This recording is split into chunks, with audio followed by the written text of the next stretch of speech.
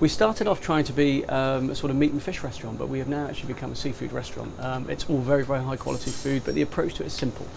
Buying local straight off the doorstep. It doesn't mean that we're getting it very much cheaper than anybody else, but you know, we are buying it from outside the door here. It's all about buying the great ingredients from the local fishermen, from Brixton Market. We cook everything over charcoal, and just with a simple accompaniment or a simpler salad. And when we do meat, it's things like calves liver rolled in black pepper and thyme, wrapped in pig's caul, cooked over charcoal with a nice balsamic sauce. And those are the simple things that we do here, and our customers love it.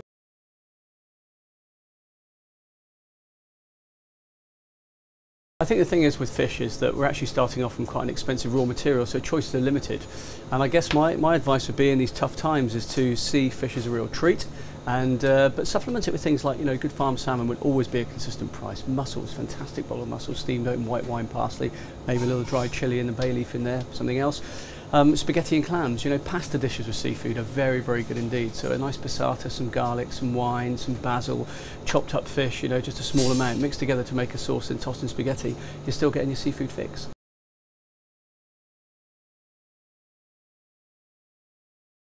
I think if you've still got customers coming into your restaurant and they're busy, then you've got to keep buying what you need to buy. Fish prices are up and down as they've normally been. We're not seeing fish prices rise through the credit crunch. What we're actually seeing is people perhaps not dining out so much. But I think if you start to lower your standards and use species that you've traditionally used, then I think your customers aren't going to come to your restaurant. So I think you need to look at your restaurant hard and say, you know, what type of people are we appealing to, and to give them a reason to want to come and celebrate in these credit crunch times.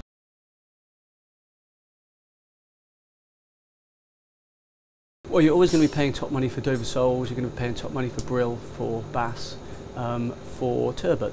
But there are fish like gurnard, which are reasonably priced, pollock reasonably priced. I mean, gurnard is one of those fish, don't be fooled. The kilo price is very low, very low, but the yield is very, very low too. So you actually kind of flesh to weight ratio is quite expensive. Pollock very good. Whiting, local whiting, pike whiting is a fish that is on the market in abundance. It does lack a little in flavour. Breadcrumbs, just fried, little caper mayonnaise, fabulous.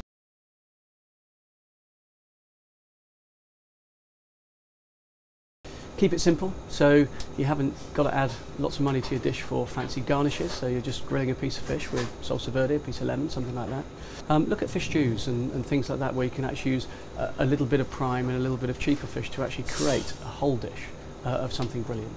The fish is the star always, and you know, if you've got a good selection of fish, just simply grill it, simply poach it, simply roast it with one or two herbs, a little bit of garnish, and that's it. Fish is very, very seasonal. You know, a lot of species are available all year round, but you know, at certain times of the year when they're in roe, that's when you really want to avoid them, because the yield is very low, the flesh is very soft, and I think that you know, if we didn't buy fish during those periods, perhaps fishermen wouldn't land them, and then we'd have more spawning fish.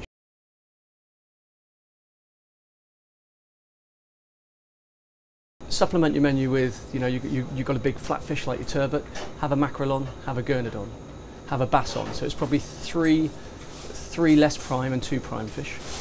Carry on buying fresh and good quality fish. Don't opt for cheaper or frozen unless it's coming imported and there's a reason to have it frozen. Look at farmed fish. You know, don't be frightened of using farmed sea bass and farmed sea bream. You know, over half the fish in the world we eat today is farmed, and aquaculture is part of our future. Look at farmed salmon, good quality farmed salmon, you know, have that on your menu.